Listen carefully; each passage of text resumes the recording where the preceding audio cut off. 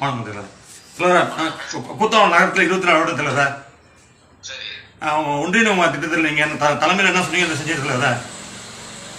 கபசுர குடிநீர் வந்து 7000 வீட்டுக்கு மாவட்ட செயலர் சட்டமன்ற உறுப்பினர் பூட்டி கலைவாணன் வந்து 7000 வீட்டுக்கு கொடுத்தாங்க தலைவர்.